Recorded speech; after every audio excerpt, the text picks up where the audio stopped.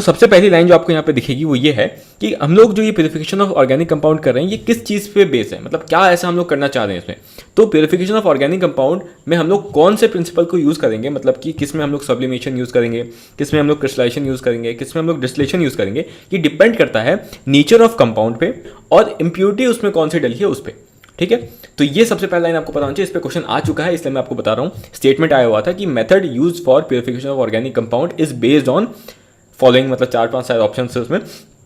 तो एक ऑप्शन उसमें होगा नेचर ऑफ द कंपाउंड, जो कि एकदम सही है, पहला सही है। और दूसरा वो इस पर भी डिपेंड करता है कि उसमें इंप्योरिटी कौन सी डली है। मान लो कहीं पे आपका वोलेटाइल इंप्योरिटी होगा, कहीं पे सब्लिमेबल इंप्योरिटी होगा, तो सब्लिमेबल है तो सब्लिमेशन यूज करेंगे, वोलेटाइल है तो डिस्टिलेशन यूज करेंगे। तो इस हिसाब से आपका चेंज होता रहेगा। तो मेथड डिपेंड करता है आपका कंपाउंड पे और इंप्योरिटी पे। ठीक है,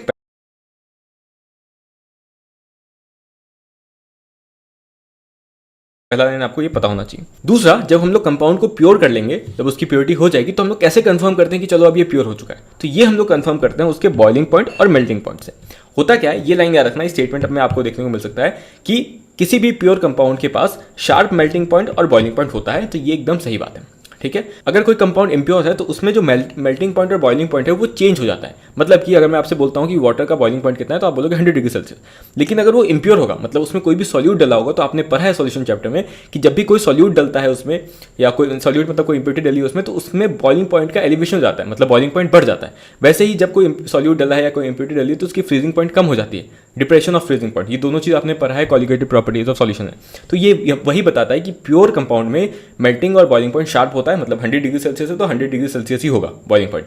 लेकिन अगर वो इम्प्योर है तो ये बॉइलिंग पॉइंट चेंज हो जाएगा। ठीक है, तो इससे हम लोग, इसी चीज़ से हम लोग कंफर्म करते हैं कि कोई कंपाउंड प्योर है या नहीं है। तो ये लाइन आपको पता होनी चाहिए कि purity of compound is determined by it's melting point and boiling point. ठीक है, ये मैंने समझा दिया आपको। और हम लोग पहला मेथड देखते हैं प्यूरिफिकेशन का, जो कि है सब्लिमेशन। अब सबसे पहले हर एक मेथड का एक प्रिंसिपल होगा और उसी प्रिंसिपल के बेसिस पे हम लोग डिसाइड करते हैं कि हम लोग इसको किस टाइप के कंपाउंड और किस टाइप की इंप्योरिटी में यूज करेंगे। जैसे सब्लिमेशन, आपको पता है सब्लिमेशन क्या होता है। कभी भी कोई चीज़ जो सॉलिड से डायरेक्टली वेपर में चेंज हो पाए तो इस प्रॉपर्टी को हम लोग सब्लिमेशन बोलते हैं। तो वही चीज़ यहाँ पे लिखिए कि कोई भी चीज़ अगर सॉलिड से डायरेक्टली वेपर में चेंज हो वो सब्लिमेबल है। अगर मैं आपसे पूछता हूँ कि सब्लिमेशन को हम लोग कहाँ पे यूज़ कर सकते हैं, तो आप बोलोगे कि सब्लिमेशन को हम लोग यूज़ कर सकते हैं जब भी हमारे पास सब्लिमेबल कंपाउंड को नॉन सब्लिमेबल इंप्योरिटी से अलग करना हो। जैसे अगर मैं बोलता हूँ आपको कि नॉन सब्लिमेबल, आपको पता है सैंड है। मान लो सैंड और आयोडीन डला हुआ या कैम्फर है, तो आपको पता है कैम्फर सब्लिमेबल है लेकिन सैंड सब्लिमेबल नहीं है। तो कैम्फर और सैंड को हम लोग ऐसे सेपरेट कर सकते हैं सब्लिमेशन के थ्रू। यहाँ एग्जाम्पल नहीं दिया मैंने, आपको बस समझाने के लिए बोला था। ठीक है, तो आपको मैंने सब्लिमेशन का मतलब बता दिया और इसको कहाँ यूज़ करते हैं ये बता दिया। इससे क्वेश्चन आने के चांस ऑलमोस्ट नहीं है। अब ये जो कैम्फर है ये वही कपूर है जो मम्मी अपनी अलमारियों में डालती हैं, पलंग के अंदर डालती हैं, ताकि कीड़े अपने कपड़ों पर नहीं लग सकें। मतलब जैसे सर्दियों के कपड़े होते हैं उनको जब अपन पैक करके रख देते हैं गर्मियों में अलमारी के अंदर, तो उनको मतलब कपड़े की गठरी में पैक करके रखते हैं और फिर कपड़ों के साथ ही इसमें ये गोलियां भी लगा देते हैं कैम्फर की, कपूर की। तो वही कपूर है ये। तो कपूर को यानी कैम्फर को अलग करना है अगर इम्प्योरिटी से, तो ये सब्लिमेबल होता है। ये उड़ जाएगा और इसको हम ऑब्टेन कर लेंगे और इम्प्योरिटी जो मिट्टी है वो नीचे के नीचे बैठी रह जाएगी। तो ये वही कपूर है।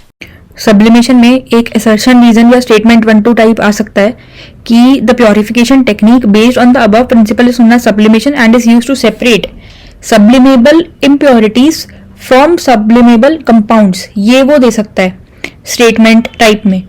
तो अपन कंफ्यूज हो जाएंगे, मतलब अपन सोचेंगे हाँ सही है, सब्लिमेशन में यही तो होता है, सब एक चीज सब्लिमेबल होती है और दूसरी चीज नॉन सब्लिमेबल होती है और दोनों को सेपरेट करते हैं इस मेथड से। लेकिन इधर उसने खेल खेल दिया कि इधर कंपाउंड जाएगा, मतलब सब्लिमेबल कंपाउंड्स को सेपरेट करते हैं नॉन सब्लिमेबल इम्प्योरिटी से। तो अपन ये कैसे याद रखेंगे, जो अपना कैम्फर और सैंड वाला एग्जाम्पल है, तो इसमें सैंड जो है वो तो गंदी होती है, तो इम्प्योरिटी ही होती है, तो इम्प्योरिटी नीचे बैठ जाएगी। और जो अपना सब्लिमेबल कंपाउंड था, इसका मतलब सब्लिमेशन का मकसद ही यही है कि तुम्हारा जो कंपाउंड है अगर वो सब्लिमेबल है तो तुम उसको इस मेथड से प्योरीफाई कर सको और जो गंदगी है जैसे कि जो मिट्टी है वो नीचे बैठ जाए, नीचे रह जाए और तुम अपने कंपाउंड को ऑब्टेन कर सको। तो इसका पर्पज यही था, इसलिए कंपाउंड जो है वो सब्लिमेबल होना चाहिए, ना कि इम्प्योरिटी। इम्प्योरिटी तो गंदगी है, मिट्टी तो नॉन सब्लिमेबल ही होगी। ऐसे करके याद रखेंगे इसको अपन। हम लोग देखते हैं कि दूसरा मेथड क्या है प्योरिफिकेशन का। तो दूसरा मेथड है आपका क्रिस्टलाइजेशन। इसको कैसे करते हैं ये तो आपको पता होना चाहिए। दूसरा, आपको इसका प्रिंसिपल भी पता होना चाहिए कि हम लोग किस टाइप के कंपाउंड और किस टाइप की इंप्योरिटी को सेपरेट करने के लिए यूज करते हैं।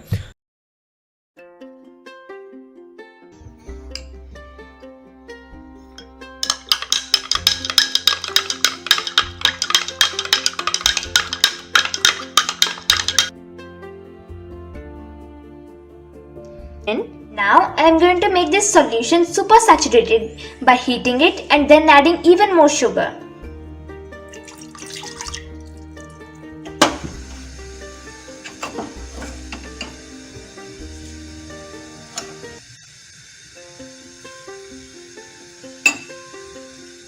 Now as you can see, no more sugar is being dissolved.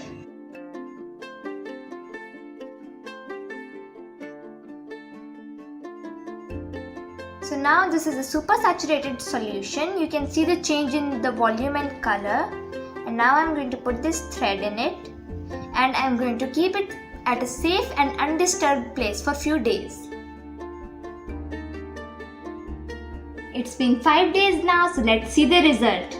We can already see sugar crystals on the top and all around the glass. Now let's pull the thread.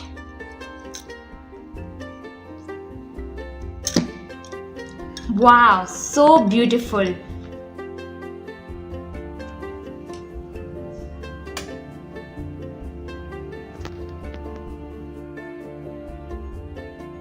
Let's understand the science behind crystallization. We started with a super saturated solution, which means we dissolved a lot of sugar at high temperature. So, when the solution cooled down, water could not hold that much sugar and crystals formed. In fact, we started with unprocessed powdered sugar and now we have sugar crystals. This is a super easy activity. Do try it at home. तो sublimation का मैंने बता दिया। Crystallisation में याद रखना हम लोग इसको तब यूज करेंगे जब जो कंपाउंड और जो इम्प्योरिटी है जिसको आपको सेपरेट करना है उसमें डिफरेंस हो सॉल्युबिलिटी में। मतलब कि कंपाउंड और इम्प्योरिटी में अगर सॉल्युबिलिटी में काफी अच्छा डिफरेंस है तो हम लोग क्रिस्टलाइजेशन को यूज कर सकते हैं। ठीक है, पहला इसको मैंने बता दिया। इसका प्रिंसिपल क्या है कि सॉल्युबिलिटी में डिफरेंस होना चाहिए कंपाउंड और इम्प्योरिटी के बीच में। अब क्रिस्टलाइजेशन कैसे करते हैं मैं आपको एक बार स्टेप बाय स्टेप समझा देता हूं। सबसे पहले जो भी मिक्सचर आपको जिसमें दोनों कंपाउंड और इम्प्योरिटी प्रेजेंट है उसको आप एक सॉल्वेंट में डालोगे और उसको मतलब उसमें डिजोल्व करोगे, किसी भी एक सॉल्वेंट में डिजोल्व करोगे। अब सॉल्वेंट कैसा होना चाहिए? सॉल्वेंट ऐसा होना चाहिए जिसमें जब आप उसको रूम टेम्परेचर में डिजोल्व करने जा रहे हो तो उस समय वो स्पेरिंगली सॉल्युबल हो, मतलब अच्छे से ज़्यादा अच्छे से सॉल्युबल ना हो, लेकिन जब आप टेम्परेचर बढ़ाओगे तब उसकी सॉल्युबिलिटी अच्छी हो जाए। ठीक है, तो आपको इसमें सॉल्वेंट कैसा लेना मैंने समझा दिया। सॉल्वेंट ऐसा होना चाहिए कि रूम टेम्परेचर में उसमें वो मिक्सचर उतना अच्छे से सॉल्युबल ना हो, डिजोल्व ना हो, लेकिन जब आप टेम्परेचर को इंक्रीज करोगे तो उस समय वो एप्रिशिएबल सॉल्युबिलिटी दिखाएगा उस सॉल्वेंट के अंदर। तो सॉल्वेंट आपको ऐसे चूज करना है। उसके बाद आपको क्या करना है, टेम्परेचर को बढ़ाना है और टेम्परेचर को बढ़ाते जाना है और उसमें और जो मिक्सचर है आपका डालते जाना है जब तक वो सैचुरेट ना हो जाए। तो दूसरा स्टेप है सैचुरेशन। पहला मैंने बता दिया डिजोल्व करना है सॉल्वेंट में, ऐसा सॉल्वेंट लेना है जिसमें वो रूम टेम्परेचर पे स्पेरिंगली सॉल्युबल हो और हाई टेम्परेचर पे एप्रिशिएबली सॉल्युबल हो। ठीक है, दूसरा पॉइंट आपको उसको सैचुरेट करते जाना है टेम्परेचर बढ़ाते हुए, जब तक वो सैचुरेट ना हो आपको उसमें मिक्सचर डालते रहना है उस सॉल्वेंट में। तीसरा स्टेप है आपको कूलिंग।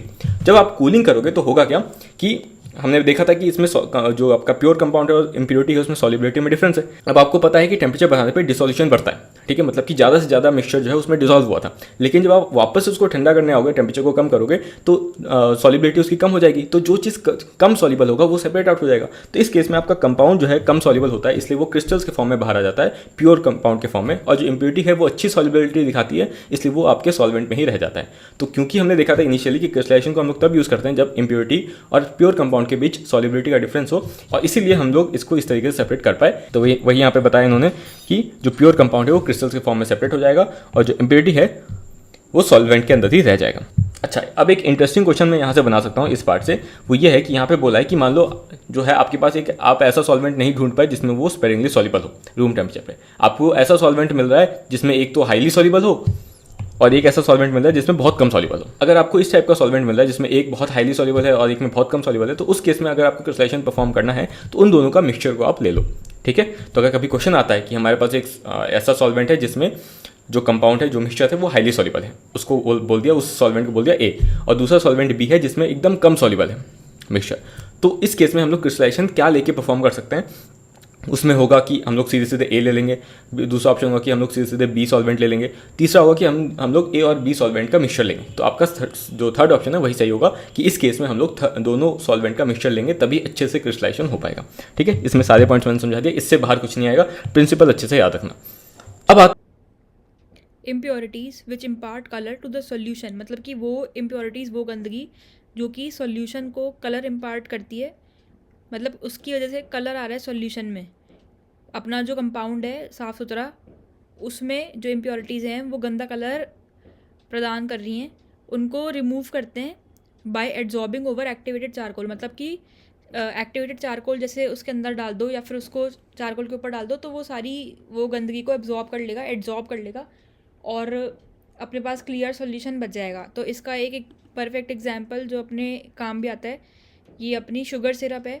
तो पहले ये ऐसी होती है, फिर इसको एक्टिवेटेड चारकोल के ऊपर डालते हैं तो ये कलराइज हो जाती है, क्योंकि जो इम्प्योरिटीज़ थी जो कलर दे रही थी इसको, वो उसने एड्जॉर्ब कर ली, खींच ली। तो गंदगी इसने अपने में संभाली और अपन को मिलेगी साफ़ सुथरी शुगर सिरप। इधर ये भी देख सकते हैं, ये वाली इमेज वैसे ज़्यादा सही है। तो हम लोग तीसरे मेथड पे, जो कि है डिस्टिलेशन। अब अगर मैं आपसे पूछता हूँ कि डिस्टिलेशन मेथड जो है वो कब यूज़ कर सकते हैं, क्या कंडीशन है, तो उसमें दो कंडीशन है। पहला कंडीशन ये है कि जो लिक्विड है वो वोलेटाइल होना चाहिए और नॉन वोलेटाइल इंप्योरिटी वहाँ पे प्रेजेंट होना चाहिए। पहला कंडीशन ये हो गया। दूसरा कंडीशन है कि जो दोनों लिक्विड्स है उसमें है, एक जो आपको प्योर जो चाहिए और एक जो दूसरा आपका इंप्योरिटी होगा, उन दोनों के बीच अच्छा डिफरेंस होना चाहिए बॉइलिंग पॉइंट के अंदर। अगर अच्छा डिफरेंस होगा तभी आप डिस्टिलेशन यूज़ करोगे, अगर डिफरेंस कम होगा तो उस केस में आप फ्रैक्शनल डिस्टिलेशन यूज़ करने लगते हो। तो इसलिए मैं आपको बोला हूँ कि अगर स्पेसिफिकली डिस्टिलेशन बोला है तो उस केस में आपको ये कंडीशन तो मेंशन करना ही है कि लिक्विड्स के बॉइलिंग पॉइंट में अच्छा डिफरेंस होना चाहिए। अगर डिफरेंस कम होगा तो उस केस में हम लोग फ्रैक्शनल डिस्टिलेशन यूज़ करने लगते हैं।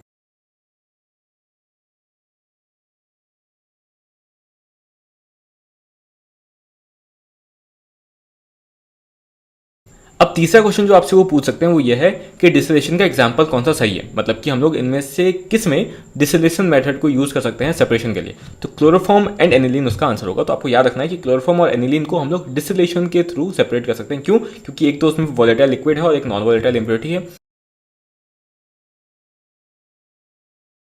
और दूसरा इसमें जो बॉइलिंग पॉइंट का डिफरेंस अगर आप देखोगे तो अच्छा अमाउंट में इसका डिफरेंस है बॉइलिंग पॉइंट में। ठीक है, बॉइलिंग पॉइंट पास नहीं है।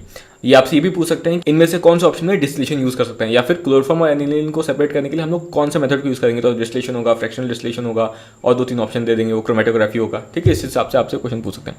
एक इंपॉर्टेंट चीज़, मान लो कभी वो स्टेटमेंट बनाते हैं और स्पेसिफिकली लिख देते हैं कि क्लोरोफॉर्म का बॉइलिंग पॉइंट इतना है, एनिलीन का बॉइलिंग पॉइंट इतना है, और आप कंफ्यूज हो कि अरे मेरे को तो एक्जैक्ट नहीं पता नहीं सही स्टेटमेंट है गलत है। तो बस इतना कॉमन सेंस लगाना कि क्लोरोफॉर्म में Cl आता है, ठीक है, वो हाइड्रोजन बॉन्डिंग आपका नहीं दिखा सकता है, लेकिन एनिलीन में आपका NH2 आता है और N और H मिलकर आपके हाइड्रोजन बॉन्डिंग दिखाते हैं। तो हाइड्रोजन बॉन्डिंग दिखाएगा, तो इसलिए एनिलीन वाला जो बॉइलिंग पॉइंट होगा वही ज़्यादा होगा एज कम्पेयर टू क्लोरोफॉर्म। ठीक है, इस हिसाब से आप एटलीस्ट अपने आप को कंफर्म कर पाओ कि जो मैं सोच रहा हूँ सही सोच रहा हूँ। अच्छा, आगे चलते हैं। अब आगे हम लोग को कुछ ऐसे स्टेटमेंट्स देखने हैं जो आपको देखने को मिल सकते हैं। बस आपको इतना कंफर्म करना है कि ये सही बोल रहा है या गलत बोल रहा है। ये सब कुछ आप सिर्फ अपने कंसेप्ट से पता कर सकते हो कि ये सही है गलत है। मैं आपको समझा देता हूँ। अब देखो, पहला स्टेटमेंट यहाँ पे बोला है कि जब हम लोग डिस्टिलेशन कराएंगे तो उस केस में जब हम बॉयल कर रहे होंगे तो उसमें vapours of lower boiling component is formed first. मतलब कि जो लोअर बॉइलिंग कंपोनेंट होगा, मतलब कि जिसमें बॉइलिंग पॉइंट कम होगा जिसका, उसका वेपर पहले बनता है। एकदम सही बात है, हम लोग को पता है जो लोअर बॉइलिंग कंपोनेंट होता है, मतलब जिसका बॉइलिंग पॉइंट कम होता है, उसका वेपर प्रेशर जल्दी बनता है। आपको पता है vapour pressure is inversely proportional to boiling point. ठीक है, तो इसीलिए जो लोअर बॉइलिंग होगा उसका वेपर पहले बनता है। एकदम सही स्टेटमेंट है। और पहले बनेगा, पहले ही जाके फिर कंडेंस होगा। ठीक है, पहले वेपर बना, फिर कंडेंस हुआ और उसको पहले कलेक्ट किया जाएगा। तो इसलिए अगर कभी आता है ऑप्शन में कि पहले कौन सा जो लोअर बॉइलिंग पॉइंट वाला कंपाउंड है उसको कलेक्ट करेंगे या फिर हायर बॉइलिंग वाले को कलेक्ट करेंगे, तो आपको आंसर देना है लोअर बॉइलिंग वाले को पहले कलेक्ट किया जाता है, क्योंकि लोअर बॉइलिंग है, वेपर पहले बनता है, पहले कंडेंस होता है, पहले कलेक्ट होता है। ठीक है, आगे चलते हैं। अगला टाइप का डिस्टिलेशन देखते हैं जो कि है फ्रैक्शनल डिस्टिलेशन। ठीक है, अब मैंने बताया था कि डिस्टिलेशन और फ्रैक्शनल डिस्टिलेशन में डिफरेंस क्या है। बस एक पॉइंट का है कि दोनों में ही जो कंपोनेंट्स है उसमें बॉइलिंग पॉइंट में डिफरेंस है। अगर बॉइलिंग पॉइंट का डिफरेंस अच्छे अमाउंट में है, जैसा कि हमने क्लोरोफॉर्म और एनिलीन में देखा था, तो उस केस में हम लोग सिंपल डिस्टिलेशन कराते हैं। ठीक है, कोई दिक्कत नहीं है उसमें, नॉर्मल डिस्टिलेशन कराएंगे। लेकिन अगर बॉइलिंग पॉइंट में डिफरेंस काफी कम है तो उस केस में हम लोग फ्रैक्शनल डिस्टिलेशन करवाते हैं। ठीक है, तो आपको समझ में आ गया कि फ्रैक्शनल डिस्टिलेशन कब कराएंगे, जब difference is boiling point of two liquids is not much.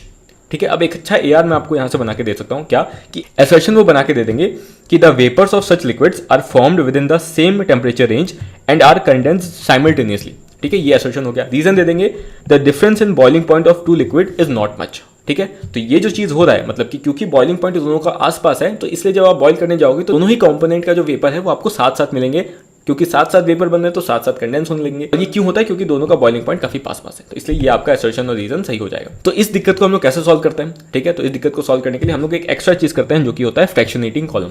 तो अगर आप इन दोनों डायग्राम्स को कंपेयर करोगे तो ये हो गया आपका डिस्टिलेशन वाला ये हो गया आपका फ्रैक्शनल डिस्टिलेशन वाला। इसमें आपको एक ही डिफरेंस दिख रहा है, वो इस चीज़ का दिख रहा है जिसको आप बोलते हो फ्रैक्शनेटिंग कॉलम। इसको हम लोग लगाते हैं फ्रैक्शनेटिंग डिस्टिलेशन के केस में, और यही चीज़ आपको इस प्रॉब्लम के सॉल्यूशन में हेल्प करता है। अब इसमें जैसे कि हमने डिस्टिलेशन के केस में कुछ स्टेटमेंट देखे थे, वैसे ही आपको यहाँ पे भी कुछ स्टेटमेंट देखने हैं जो कि आप अपने कंसेप्ट से ही समझ सकते हो। ठीक है, पहला स्टेटमेंट आपको देखने को मिल रहा है कि vapours of the liquid with higher boiling point condense before. ठीक है, अब ये बहुत आसान चीज़ है, लेकिन समझ नहीं आता कि भैया कैसे हो सकता है, जो चीज़ हायर बॉइलिंग है वो कैसे कंडेंस पहले हो रहा है। ठीक है, तो अगर मैं आपसे पूछता हूँ, मुझे ये बताओ कि किसी चीज़ का बॉइलिंग पॉइंट हाई क्यों है। किसी चीज़ का बॉइलिंग पॉइंट इसलिए हाई है क्योंकि उसके वेपर प्रेशर जल्दी नहीं बन पा रहा है। सही बात है, सॉल्यूशन में आपने पढ़ा ये चीज़, वेपर प्रेशर जल्दी नहीं बन रहा है इसलिए बॉइलिंग पॉइंट हाई है। अच्छा, अब अगर मैं आपसे पूछता हूँ कि वेपर प्रेशर जल्दी क्यों नहीं बन पा रहा है, तो आप बोलोगे वेपर प्रेशर इसलिए जल्दी नहीं बन पा रहा है क्योंकि वो जो दोनों उसके जो मॉलिक्यूल्स हैं उनके बीच अच्छा बॉन्ड है। ठीक है, अच्छा, तो इसीलिए वो जल्दी बॉयल नहीं हो रहा है, जल्दी वेपर नहीं बन पा रहा। अच्छा, लेकिन जब अगर मैं आपसे अब उल्टा पूछता हूँ, ये तो हमने बॉइलिंग की बात कर ली, अगर मैं आपसे पूछता हूँ कि अगर मैं इसको कंडेंस करने जाऊँगा तो कंडेंस में क्या होता है कि मॉलिक्यूल्स आपस में पास आते हैं। क्यों आते हैं पास? क्योंकि उसके बीच जो बॉन्ड, जो फोर्स ऑफ अट्रैक्शन लग रहा है उसके कारण। अगर जो हायर बॉइलिंग है, आपने अभी बोला कि उसके बीच स्ट्रॉन्ग बॉन्ड है, तो क्या वो जल्दी पास आएंगे as compared to lower boiling वाले? और क्योंकि वो जल्दी पास आएंगे मतलब वो जल्दी कंडेंस होंगे। तो यही वहाँ पे लिखा है कि vapours of liquid with higher boiling point condense before. ठीक है, क्लियर एकदम, इस चीज़ को समझ लेना। तो अगर कभी स्टेटमेंट आता है, ये आपको रटना नहीं है, याद नहीं करना है, स्टेटमेंट आएगा, कंसेप्ट सोच लेना, कंफर्म कर लेना कि सही है गलत है। अब देखो, क्योंकि अब हमने देखा यहाँ पे कि जो हायर बॉइलिंग वाला है वो जल्दी कंडेंस हो जाता है। तो जल्दी कंडेंस हो रहा है मतलब कि अगर आप ऊपर जाओगे फ्रैक्शनेटिंग कॉलम में तो आपको कौन सा वाला कंपोनेंट मिलेगा, हायर बॉइलिंग वाला या लोअर बॉइलिंग वाला? लोअर बॉइलिंग वाला। क्यों? क्योंकि लोअर बॉइलिंग के वेपर्स जल्दी कंडेंस नहीं हो रहे, तो वो वेपर बन के ऊपर जाते रहेगा। लेकिन हायर बॉइलिंग वाला ऊपर तो जा रहा है वेपर बन के, लेकिन जल्दी कंडेंस होकर फिर नीचे रह जा रहा है। तो इसलिए लोअर बॉइलिंग वाला हायर बॉइलिंग वाले से आगे निकल जाएगा। ठीक है, वही चीज़ यहाँ पे लिखा है कि vapours rising up in the fractionating column become rich in more volatile component. अब ये मोर वोलेटाइल और लोअर बॉइलिंग हायर बॉइलिंग में खेलेंगे। आपको कोई एक चीज़ दिमाग में रखनी है और सोचते जाना है। ठीक है, मैंने अभी आपको बोला कि ऊपर जाते समय लोअर बॉइलिंग वाला कंपोनेंट जो है वो डोमिनेट करने लगेगा और हायर बॉइलिंग वाला नीचे रह जाएगा क्योंकि वो जल्दी कंडेंस हो जाता है। तो लोअर बॉइलिंग का मतलब क्या मोर वोलेटाइल होता है? ये आपने पढ़ा है कि बॉइलिंग पॉइंट वेपर प्रेशर के इन्वर्सली प्रोपोर्शनल है। ठीक है, तो यही मैंने यहाँ पे लिखा है कि मोर वोलेटाइल का मतलब होता है लोअर बॉइलिंग और लेस वोलेटाइल का मतलब होता है हायर बॉइलिंग। ठीक है, तो ये चीज़ आपको दिमाग में रखना है। तो यही यहाँ पे इन्होंने लिखा है कि vapours rising up in the fractionating column become richer in more volatile component, मतलब कि लोअर बॉइलिंग वाला जो है ऊपर डोमिनेट करेगा, जो कि मैंने आपको समझा दिया। आगे चलते हैं। तो अगर ये आपका कभी लाइन आता है कि जब हम लोग ऊपर जाएंगे फ्रैक्शनेटिंग कॉलम में तो वहां पे आपको लेस वोलेटाइल कंपोनेंट या फिर हायर बॉइलिंग कंपोनेंट मिलेगा, तो गलत स्टेटमेंट है। ठीक है, यही चीज़ मैं आपको समझाना चाह रहा हूँ। आगे चलते हैं, यहाँ से एक अच्छा एआर क्वेश्चन बन के आ सकता है। क्या लिखा है कि जब आप फ्रैक्शनेटिंग कॉलम में देखोगे तो वहाँ पे बहुत सारे छोटे छोटे सर्फेस होते हैं। मतलब कि अगर आप यहाँ देखोगे ग्लास बीड्स है तो ये क्या करता है, सर्फेस एरिया को इंक्रीज कर देता है और ये सर्फेस एरिया हेल्प करता है हीट के ट्रांसफर में, हीट के एक्सचेंज में। तो वही यहाँ पे लिखा है कि ये fractionating column provides many surface for heat exchange between the ascending vapours and the descending condense liquid. आप देख रहे हो कि वेपर ऊपर जा रहा है और वो ऊपर जाते जाते हीट भी लूज कर रहा है, तो कुछ जो वेपर्स है वो कंडेंस भी हो रहे हैं। तो ये जो कंडेंस कैसे हो रहे हैं उसके लिए कोई सर्फेस चाहिए। तो ये जो फ्रैक्शनेटिंग कॉलम में जो बीड्स है ये आपको यहाँ पे सर्फेस प्रोवाइड कर रहा है ताकि हीट का एक्सचेंज हो असेंडिंग वेपर्स के बीच और डिसेंडिंग कंडेंस लिक्विड के बीच। ठीक है, अच्छा, दूसरा स्टेटमेंट क्या लिखा है कि कुछ जो कंडेंसिंग लिक्विड है जो कंडेंस होकर नीचे आ रहा है वो असेंडिंग वेपर से हीट थोड़ा सा गेन कर लेता है, हीट एक्सचेंज हो जाता है उसके बीच इसी बीट के थ्रू और वो वापस से रीवेपराइज हो जाता है। तो ये सही बात है। तो असर्शन कैसे बनाएंगे आपसे, वो आपको ये दे देंगे असर्शन और ये दे देंगे आपको रीजन। ठीक है, ये असर्शन भी सही होगा, रीजन भी सही होगा और रीजन करेक्ट एक्सप्लेनेशन भी होगा असर्शन का। ठीक है, ये मैंने आपको समझा दी। अब अगर मैं आपसे पूछता हूँ कि फ्रैक्शनेटिंग कॉलम में जैसे जैसे आप ऊपर जाओगे तो आपको कौन सा कंपोनेंट मिलेगा, लो बॉइलिंग कंपोनेंट या हाई बॉइलिंग कंपोनेंट? तो आपने अभी देखा कि हाई बॉइलिंग वाला तो जल्दी कंडेंस हो जाता था, वो नीचे हो जाता था, तो लो बॉइलिंग वाला मिलेगा। तो जैसे जैसे आप ऊपर जाओगे जो आपके वेपर्स है वो लो बॉइलिंग कंपोनेंट में रिच हो जाएंगे, मतलब उसमें लो बॉइलिंग कंपोनेंट ज़्यादा रहेगा जैसे जैसे आप ऊपर जाओगे। ठीक है, तो एकदम सही स्टेटमेंट है। तो एक ही लाइन को वो अलग अलग तरीके से लिख रहे हैं, कभी वो लो बॉइलिंग लिख रहे हैं, कभी मोर वोलेटाइल लिख रहे हैं, तो ये समझ जाना कि एक ही चीज़ की बात हो रही है। इसलिए मैंने आपको यहाँ समझा दिया कि मोर वोलेटाइल का मतलब लो बॉइलिंग होता है। आगे चलते हैं। ठीक है, तो ऊपर अब हुआ क्या इसमें, अब अगर मैं आपको प्रोसेस समझाता हूँ कि हुआ क्या फाइनली, तो जो लो बॉइलिंग कंपोनेंट था और हाई बॉइलिंग कंपोनेंट था उसमें से हाई बॉइलिंग वाला धीरे धीरे नीचे हो गया क्योंकि वो ऊपर जाता था, कंडेंस जल्दी होकर नीचे आ जाता था, और लो बॉइलिंग वाला ऊपर चला गया। उसके बाद वो वहां से कंडेंसर में चला जाएगा, कंडेंस होकर पहले लिक्विड बन के आपका निकल जाएगा। इसलिए जो लो बॉइलिंग कंपोनेंट है वो आपको पहले मिल जाता है और हाई बॉइलिंग वाला बाद में मिलेगा। यही चीज़ हमने डिस्टिलेशन के केस में भी देखा था कि जो लो बॉइलिंग होगा वो आपको पहले मिल रहा था और हाई बॉइलिंग वाला बाद में मिल रहा था। ठीक है, आगे चलते हैं। अब अगला लाइन जो आपको समझना है वो ये है कि जब आप फ्रैक्शनल डिस्टिलेशन करा रहे हो तो ऐसा जरूरी नहीं कि एक ही बार में आपको फाइनल दोनों के दोनों प्रोडक्ट सेपरेट होकर मिल जाए, ठीक है। पहले स्टेप में थोड़ा सा सेपरेट हुआ, दूसरे स्टेप में और सेपरेट होगा, इसलिए आपको कई बार सक्सेसिव फ्रैक्शनल डिस्टिलेशन करवाना पड़ता है। तो इसमें जो हर एक सक्सेसिव फ्रैक्शनल डिस्टिलेशन है उसको हम लोग क्या बोलते हैं, थ्योरेटिकल प्लेट बोलते हैं। तो वही यहाँ पे लिखा है कि each successive condensation and vaporisation unit in the fractionating column is called a theoretical plate. तो अगर कभी ये स्टेटमेंट आता है या आपसे पूछते हैं कि सक्सेसिव कंडेंसेशन और वेपराइजेशन को फ्रैक्शनेटिंग कॉलम में क्या बोलते हैं, तो थ्योरेटिकल प्लेट बोलते हैं। मोस्टली चांस है ये आपको स्टेटमेंट में देंगे क्योंकि बहुत लोग मिस करेंगे, बाकी इसका आने का चांस काफी कम है। देखो इस पार्ट से जो है ना मोस्टली आपसे एग्जांपल पूछते हैं, AR बना सकते हैं, स्टेटमेंट वाले क्वेश्चन बना सकते हैं, या फिर लास्ट में न्यूमेरिकल्स आएंगे, ठीक है। अच्छा, लेकिन मेरा काम है सब बता देना क्योंकि कोई भी पार्ट छूटना नहीं चाहिए जहाँ से वो AR या स्टेटमेंट बना सकते हैं, और मेन गोल ह्यूरिस्टिक का यही है। और मैं आपको ये भी बता रहा हूँ कि आपको सब याद नहीं करना है, जितने भी मैं लाइंस आपको बता रहा हूँ मैं आपको बोल रहा हूँ कि इसको ऐसे समझ लो, अगर एग्जाम में दिखेगा तो इस तरीके से कंफर्म कर लेना कि वो सही है गलत है, ठीक है। याद आपको बस फैक्ट्स करने हैं जो कि आप समझ नहीं सकते, या जो एग्जाम्पल है जो कि आप समझ नहीं सकते। तो इसका एग्जाम्पल याद रखना कि इसको हम लोग मोस्टली पेट्रोलियम इंडस्ट्री में यूज़ करते हैं, ताकि क्रूड ऑयल से हम लोग जितने भी कंपोनेंट्स हैं, पेट्रोल, डीजल, केरोसिन, वैक्स, जितने भी आप जानते हो, इन सबको हम लोग सेपरेट कर पाएं, ठीक है। तो एग्जांपल मैंने बता दिया, डिस्टिलेशन का एग्जांपल क्लोरोफॉर्म प्लस एनिलीन, याद करते जाओ साथ में, chloroform plus aniline distillation, fractional distillation, crude oil, petroleum industry में, ठीक है। डिफरेंस क्या था? डिफरेंस बस इतना है कि अगर बॉइलिंग पॉइंट पर अच्छा डिफरेंस है तो डिस्टिलेशन कराएंगे, और डिफरेंस अगर कम है बॉइलिंग पॉइंट के अंदर तो फ्रैक्शनल डिस्टिलेशन कराएंगे। बाकी सारे कंसेप्ट मैंने समझा दिए, मोर वॉलेटाइल, लोअर बॉइलिंग क्या होता है सब समझा दिया, ठीक है। आगे चलते हैं, थर्ड टाइप का डिस्टिलेशन देखते हैं जो कि है डिस्टिलेशन अंडर रिड्यूस्ड प्रेशर। अब इसका नाम ही बता रहा है कि इसमें हम लोग क्या करने वाले हैं। देखो, तो सबसे पहले ये समझ लो कि इसको कहाँ यूज़ करते हैं। अगर आपके पास कोई ऐसा लिक्विड है, ठीक है, जो कि बहुत हाई बॉइलिंग पॉइंट दिखाता है, लेकिन दिक्कत यह है कि जब आप उस बॉइलिंग पॉइंट तक पहुंचते हो तो वो खुद ब खुद डिकम्पोज कर जाता है। तो मतलब कि अगर आप चलो वहाँ तक तो पहुंच जाओगे उसके बॉइलिंग पॉइंट तक, हाई बॉइलिंग है लेकिन चलो पहुंच गए हम लोग किस तरह, लेकिन जब आप पहुंचोगे तो वो डिकम्पोज कर जाएगा, आपको मिलेगा ही नहीं जो आपको चाहिए था। तो ऐसे कंपाउंड्स के लिए जिसका बॉइलिंग पॉइंट हाई हो लेकिन वहाँ तक जाते जाते वो डिकम्पोज कर जाता है या उसके पहले ही डिकम्पोज कर जाता है, तो उस केस में हम लोग डिस्टिलेशन करवाते हैं रिड्यूस्ड प्रेशर में, ठीक है। क्यों? अगर आप याद करोगे अपना सॉल्यूशन चैप्टर, सब कुछ इसमें सॉल्यूशन से मिल जाता है। सॉल्यूशन में अगर जाओगे तो आपको वहाँ पे समझाया था कि बॉइलिंग होता कैसे है। बॉइलिंग तब होता है जब आपका वेपर प्रेशर एटमॉस्फेरिक प्रेशर या फिर जो भी आपका एक्सटर्नल प्रेशर है उसके इक्वल हो, ठीक है। तो अब एटमॉस्फेरिक प्रेशर कब है? जब नेचर में, ठीक है। अब हम लोग ये जो एक्सटर्नल प्रेशर है इसको चेंज कर सकते हैं, जैसे कि आप प्रेशर कुकर में देखते हो, वहाँ पे एग्जांपल भी दिया था आपके सॉल्यूशन में कि प्रेशर कुकर में हम लोग प्रेशर को बढ़ा देते हैं, इसके कारण जो बॉइलिंग पॉइंट है वो बढ़ जाता है, ठीक है। लेकिन इसमें हम लोग क्या चाहते हैं कि प्रेशर कम हो जाए, क्योंकि बॉइलिंग पॉइंट हमें कम करना है, क्योंकि हमने देखा कि हाई बॉइलिंग होने के कारण वहाँ तक जाते जाते वो डिकम्पोज कर जाता है। इसलिए हम चाहते ये हैं कि वो प्योर हो जाए लेकिन लो बॉइलिंग में ही प्योर हो जाए। तो उसके लिए हम लोग को जो उसका प्रेशर है, जो भी एक्सटर्नल प्रेशर उसको हम लोग कम कर देते हैं, ताकि जो वेपर प्रेशर है वो जल्दी उस प्रेशर के इक्वल हो जाए और इसलिए बॉइलिंग पॉइंट उसका कम हो जाए, ठीक है। तो ये मैंने आपको समझा दिया इसका कंसेप्ट, कभी आए तो इसमें गलती मत करना। कैसे कम करते हैं? अगर आपको देखो प्रेशर कुकर में आपको कम करना तो आपने एकदम उसको पैक कर दिया और उसमें प्रेशर बढ़ जाता है, लेकिन अगर आपको प्रेशर कम करना है तो आप उसको वैक्यूम पंप से कम करोगे या फिर वाटर पंप से, तो ये तो कोई दिक्कत की बात नहीं है। एग्जाम्पल बहुत इंपॉर्टेंट, इसमें मोस्टली आपसे वो एग्जाम्पल पूछते हैं, कंसेप्ट तो मैंने समझा दिया लेकिन फिर भी आपको एग्जाम्पल अच्छे से याद रखना है। एग्जाम्पल्स का क्या है कि ग्लिसरॉल को स्पेंट ली से सेपरेट करने के लिए सोप इंडस्ट्रीज में इसको यूज किया जाता है, ठीक है। तो ये हो गया आपका तीसरा डिस्टिलेशन का टाइप। अब अगला टाइप का जो डिस्टिलेशन है वो है आपका स्टीम डिस्टिलेशन। इसको हम लोग कब यूज़ करते हैं? तो स्टीम डिस्टिलेशन को यूज़ हम लोग तब कर पाएंगे जब जो कंपाउंड हम लोग सेपरेट करना चाहते हैं वो स्टीम वोलेटाइल हो, ठीक है, और दूसरा वो इमिसिबल हो वाटर में। ये दोनों कंडीशन अगर वो फॉलो करता है तो हम लोग स्टीम डिस्टिलेशन को यूज़ कर सकते हैं, ठीक है। कैसे करेंगे? स्टीम वोलेटाइल है मतलब कि अगर हम लोग को उसका वेपर प्रेशर करवाना है या फिर उसको बॉईल करवाना है तो हम लोग को स्टीम का पास करवाना पड़ता है, ठीक है। तो इसमें जब हम लोग स्टीम पास करवाएंगे तो स्टीम और जो कंपाउंड है असली उन दोनों का वेपर मिक्स कर जाएगा, और जब हम कंडेंस करेंगे तो दोनों ही साथ मिल जाएंगे, मतलब स्टीम कंडेंस होने के बाद वाटर बन जाएगा और जो कंपाउंड है वो कंडेंस होने के बाद लिक्विड फॉर्म में मिल जाएगा हमें।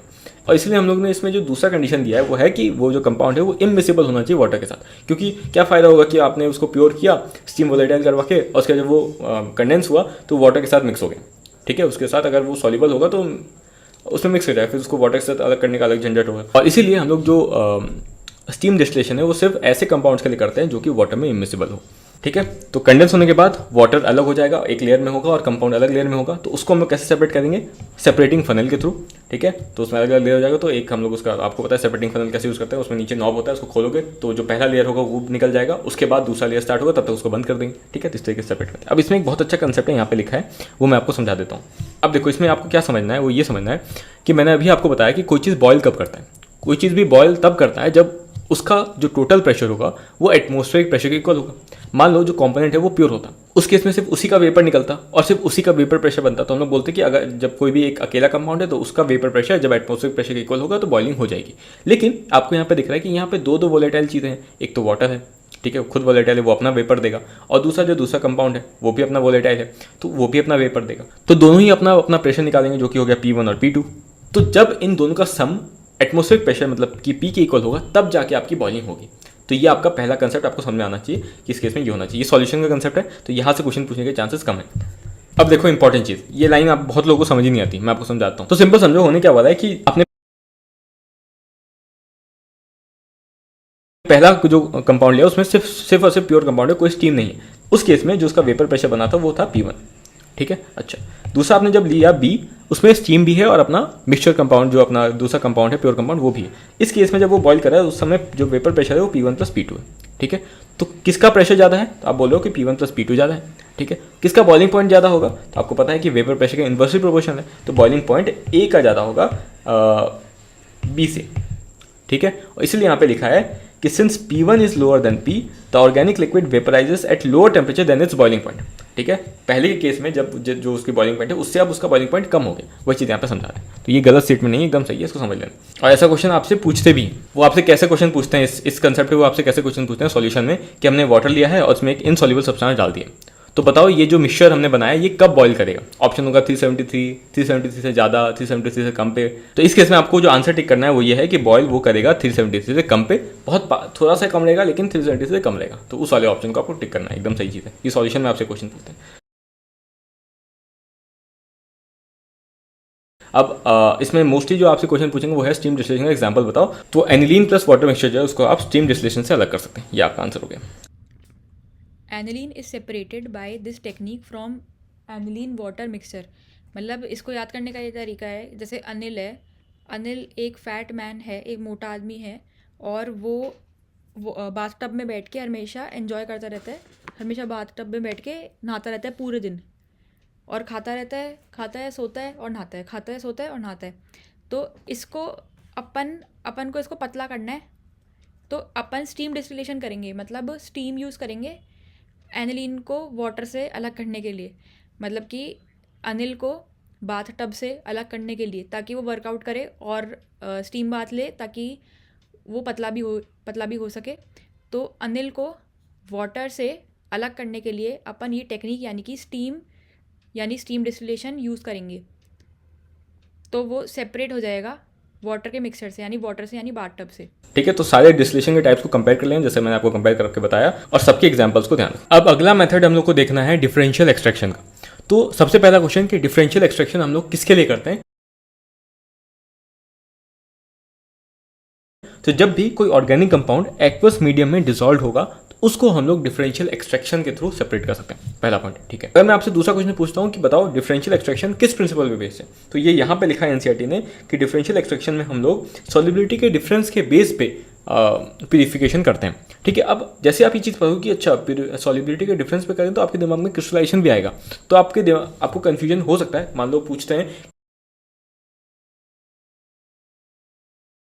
कि which are the following method of purification is based on difference in solubilities. Option में डिफरेंशियल एक्सट्रैक्शन भी है और ऑप्शन में क्रिस्टलाइजेशन भी है। अब कैसे डिफरेंशिएट करोगे, तो उसमें देख लेना कि एक तो ये लिखा होगा कि जो मेथड है वो सॉल्युबिलिटी के डिफरेंस के प्रिंसिपल पे काम करता है। दूसरा यहाँ पे कुछ और लाइन भी लिखा होगा, तो उसमें अगर ये लाइन मिल रहा है आपको कि ऑर्गेनिक कंपाउंड एक्वस मीडियम में डिसॉल्व है तो उससे सेपरेट करना है, तो उस केस में डिफरेंशियल एक्सट्रैक्शन करना है। और या फिर अगर ये लिखा है कि आपको सॉलिड को अलग करना है, ठीक है, सॉलिड ऑर्गेनिक कंपाउंड्स को अलग करना है, तो उस केस में आपका क्रिस्टलाइजेशन होगा। ठीक है, तो इस तरीके से आप डिफरेंशिएट कर सकते हो।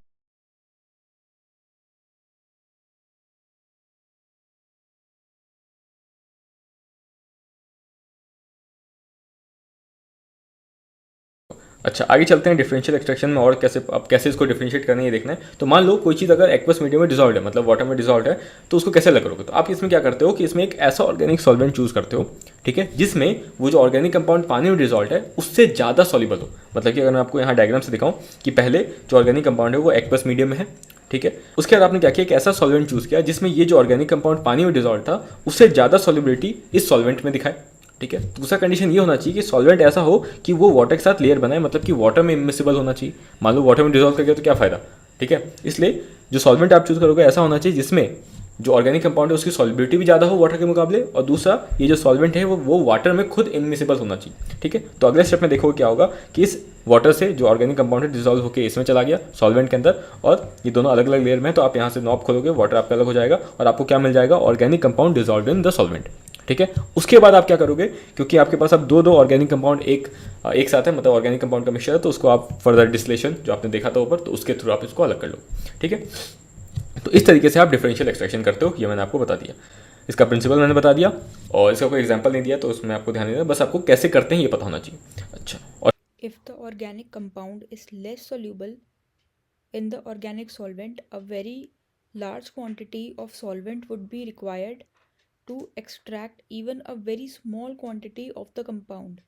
इसका मतलब है कि अगर जो अपना ऑर्गेनिक कंपाउंड है वो सॉल्वेंट के अंदर, जो अपना ऑर्गेनिक सॉल्वेंट है, मतलब दो सॉल्वेंट्स हैं इधर, एक तो ऑर्गेनिक सॉल्वेंट और एक वाटर, तो अगर ऑर्गेनिक सॉल्वेंट में लेस सॉल्यूबल है अपना ऑर्गेनिक कंपाउंड, तो सॉल्वेंट का बहुत ही ज़्यादा क्वांटिटी रिक्वायर्ड होगा कंपाउंड को अलग करने में, उसको एक्सट्रैक्ट करने में, भले ही छोटा सा क्वांटिटी एक्सट्रैक्ट करना हो, लेकिन बहुत ज़्यादा सॉल्वेंट जो है वो रिक्वायर्ड होगा। This technique of continuous extraction is employed in such cases. In this technique same solvent is repeatedly used for extraction of the compound. मतलब कंटिन्यूसली ये जो अपना मेथड है डिफरेंशियल एक्सट्रैक्शन का, ये यूज़ किया जाता है और इसको रिपीटेडली यूज़ किया जाता है ताकि जो अपना कंपाउंड है स्मॉल क्वांटिटी में है भली और उसकी सॉल्युबिलिटी लेस है ऑर्गेनिक सॉल्वेंट में, तो वो अपना एक्सट्रैक्ट हो सके, उसके लिए कंटिन्यूसली रिपीटेडली ये मेथड परफॉर्म किया जाता है। और किस में करते हैं। अब जो अगला मेथड आता है वो आता है क्रोमेटोग्राफी का। तो नाम से थोड़ा समझ आता है कि कुछ कलर से रिलेटेड है, तो इसका नाम ऐसा इसलिए पड़ा क्योंकि जब इसको फर्स्ट यूज़ किया गया था वो इसलिए किया गया था ताकि हम लोग प्लांट्स के जो कलर हैं उसको अलग कर पाएँ, इसलिए इसका नाम क्रोमेटोग्राफी पड़ गया। अच्छा, आगे चलते हैं। इसमें मेन चीज़ क्या है? मेन चीज़ ये है कि इसमें दो फेज आपको देखने मिलेंगे हर एक, चाहे हम लोग किसी भी टाइप की क्रोमेटोग्राफी की बात करें। एक होगा स्टेशनरी फेज और दूसरा होगा मोबाइल फेज। तो इसमें आपको क्या क्या क्वेश्चन दे सकते हैं कि पहला ऐसा लिख सकते हैं कि स्टेशनरी फेज जो है वो सॉलिड लिक्विड फॉर्म में होता है, तो एकदम सही है। तो कभी अगर आपको ये लिखा हुआ मिल गया कि stationary phase is in the form of gas, तो ये गलत है, ठीक है। अच्छा, दूसरा मोबाइल फेज किस फॉर्म में हो सकता है? तो मोबाइल फेज आपका सॉल्वेंट हो सकता है या फिर गैसियस फॉर्म में हो सकता है, और सॉल्वेंट जो है वो प्योर भी हो सकता है, मिक्सचर भी होता है। ये सॉल्वेंट की बात कर रहा है, ये कंपाउंड की बात नहीं कर रहा है कि कंपाउंड प्योर है या मिक्सचर है। ये कह रहे हैं कि जो मोबाइल फेज आप चलाओगे उसके ऊपर से, स्टेशनरी फेज के ऊपर से, वो सॉल्वेंट हो सकता है और गैस भी हो सकता है। और सॉल्वेंट में आप अकेला कोई एक सिंगल लिक्विड ले सकते हो या फिर मिक्सचर ऑफ लिक्विड ले सकते हो, ठीक है। आगे चलते हैं, अब इसके टाइप देख लेते हैं। टाइप बहुत इंपॉर्टेंट। सबसे पहले जो क्रोमेटोग्राफी है वो दो टाइप की है, एक हो गया एड्जॉर्प्शन क्रोमेटोग्राफी और दूसरा हो गया पार्टीशन क्रोमेटोग्राफी। और जो इसका नाम है इसी के ऊपर इसका प्रिंसिपल है। जो एड्जॉर्प्शन क्रोमेटोग्राफी है वो बेस्ड है डिफरेंट डिग्री ऑफ एड्जॉर्प्शन पे, मतलब कि जो कंपाउंड है, जो मिक्सचर ऑफ कंपाउंड है, उसमें सब अलग अलग कंपोनेंट जो है अलग अलग एड्जॉर्प्शन दिखाएगा आपके स्टेशनरी फेज के ऊपर, तो उसके बेसिस पे आप इसको अलग कर सकते हो। पार्टीशन क्रोमेटोग्राफी में डिफरेंशियल पार्टीशन के बेस पे अलग करते हैं। पार्टीशन मतलब होता है सॉलिबिलिटी, जो जब हम लोग पार्टीशन क्रोमेटोग्राफी की बात करेंगे तब हम लोग उसको देख लेंगे। अब हम लोग बात करते हैं एड्जॉर्प्शन क्रोमेटोग्राफी के ऊपर। तो सबसे पहले बताया मैंने कि नाम से ही आप इसका प्रिंसिपल पता कर सकते हो कि जो एड्जॉर्प्शन क्रोमेटोग्राफी है उसमें क्या होता है, different compounds are absorbed on an absorbent to different degrees.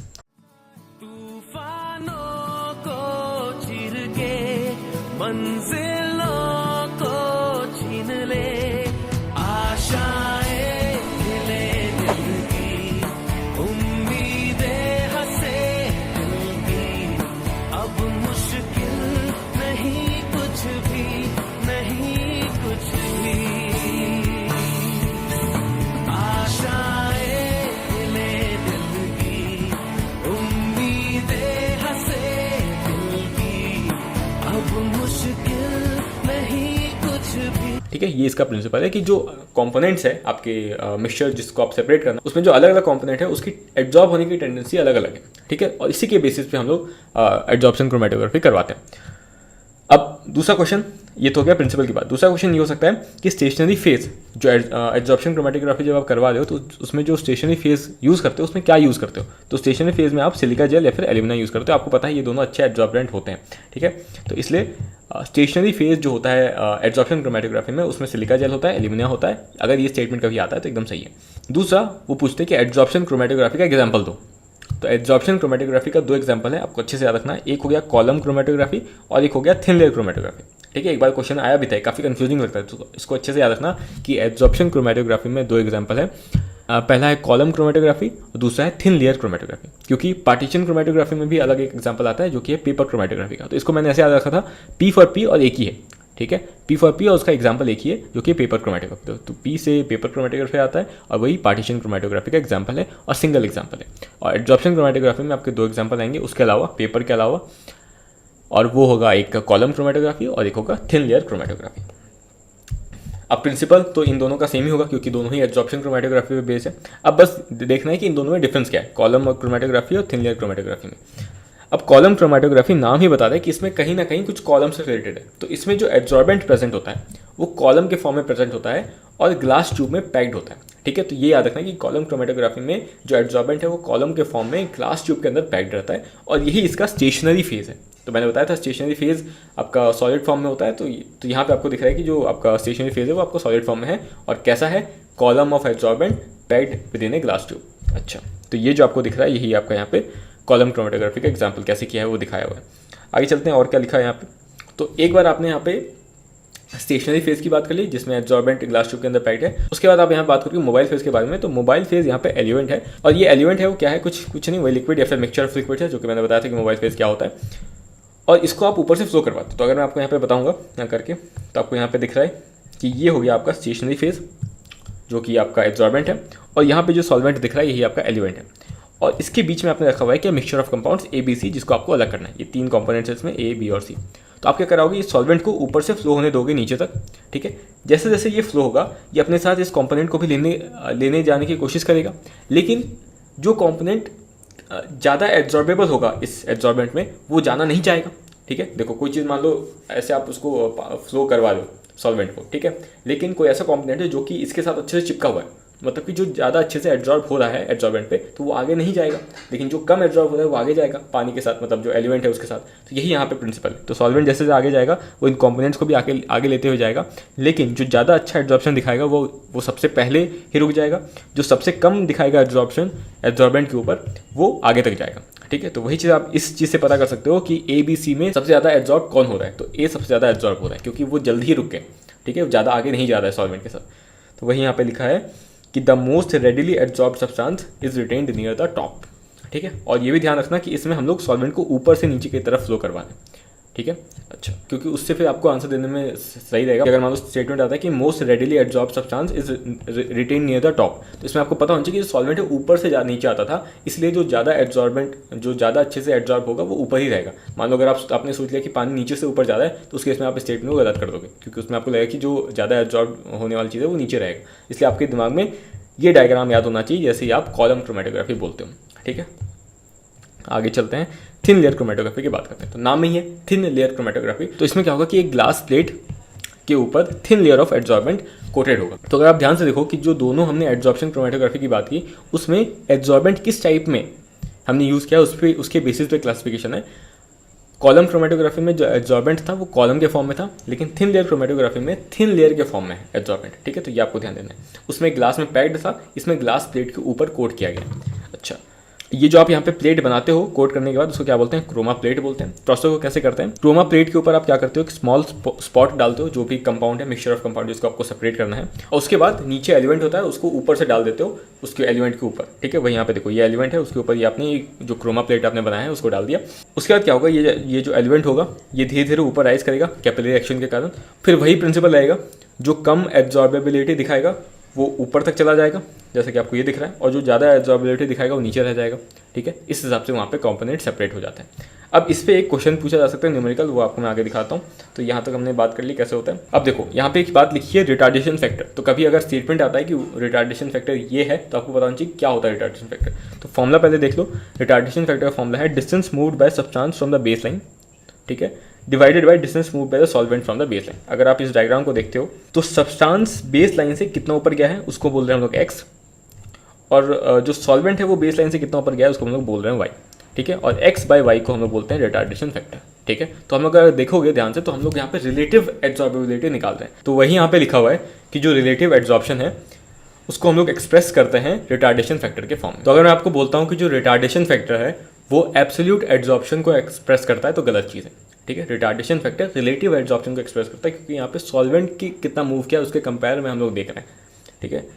आगे चलते हैं। अब यहाँ पे इंपॉर्टेंट चीज़ है, मान लो आपने जब सेपरेट किया तो वहाँ पे जो कंपाउंड्स है वो कलरलेस दिख रहे हैं, मतलब आपको कुछ दिख ही नहीं रहे, ठीक है। तो उसमें आप क्या करोगे, उस केस में आप क्या करते हो, उसको अल्ट्रावायलेट रेज के अंदर डालते हो और फिर आपको वो चीज़ दिखती है। दूसरी चीज़ आप क्या कर सकते हो कि आप उसके ऊपर आयोडीन के क्रिस्टल डाल सकते हो। अब वैसे कंपोनेंट्स जो कि आयोडीन के क्रिस्टल को एब्जॉर्ब करेंगे वो ब्राउन स्पॉट्स के फॉर्म में आपको दिखेंगे, ठीक है। उसके बाद यहाँ पे थर्ड पॉइंट जो है वो ये है कि आप कुछ रिएजेंट्स को भी डाल सकते हो, जैसे कि अगर आप निन हाइड्रोजन सॉल्यूशन को डालते हो तो वो सिर्फ एमाइनो एसिड्स के केस में ही आपको कलर देगा, मतलब कि निन हाइड्रोजन सॉल्यूशन को हम एमाइनो एसिड्स को डिटेक्ट करने के लिए यूज़ करते हैं। और ये JEE-24 में आपका क्वेश्चन आया हुआ है कि ninhydrin solution can be use to detect which are the following. उसमें एक ऑप्शन था सेल्यूलोज, स्टार्च, एक था आपका शायद एल्ब्यूमिन था। तो एल्ब्यूमिन क्योंकि प्रोटीनिशियस होता है, एमाइनो एसिड से बना होगा, इसलिए निन हाइड्रोजन सॉल्यूशन को हम लोग यूज़ कर सकते हैं एल्ब्यूमिन को डिटेक्ट करने के लिए। The plate is known as thin layer chromatography plate और क्रोमा प्लेट। मतलब जिस प्लेट पर अपन क्रोमेटोग्राफी का एक्सपेरिमेंट कर रहे हैं वो प्लेट जो है उसको बोलते हैं क्रोमा प्लेट या thin layer chromatography plate. The solution of the mixture to be separated is applied as a small spot about 2 centimetre above one end of the TLC plate. मतलब जैसे कि ये अपनी प्लेट है TLC प्लेट, जो compound अपन को separate करना है, जो अपना मिक्सचर है उसका सॉल्यूशन अपन इधर अप्लाई करते हैं। Spots of colourless compounds which are invisible to the eye but fluorescence in ultraviolet light can be detected by putting the plate under UV light.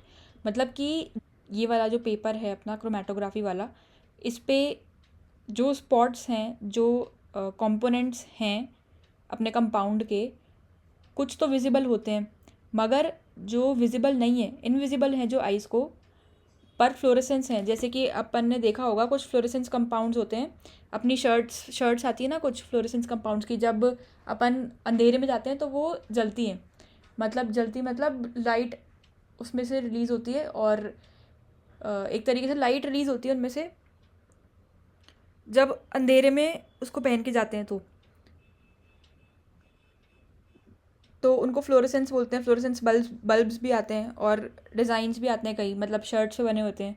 तो स्पॉट्स ऑफ कलरलेस कंपाउंड्स मतलब वो compounds जो वैसे तो हमको दिखेंगे नहीं, इनविजिबल होते हैं आइज़ को, but fluorescence in UV light, मतलब UV लाइट अगर उन पर डालें तो फिर वो चमकेंगे, वो लाइट एमिट करेंगे, वो चमकेंगे उसमें UV लाइट में। तो उनको जो अपनी प्लेट है उसको अगर UV लाइट के अंडर अपन रख दें तो उनको डिटेक्ट किया जा सकता है। एक टेक्निक तो ये हो गई UV लाइट से, ठीक है।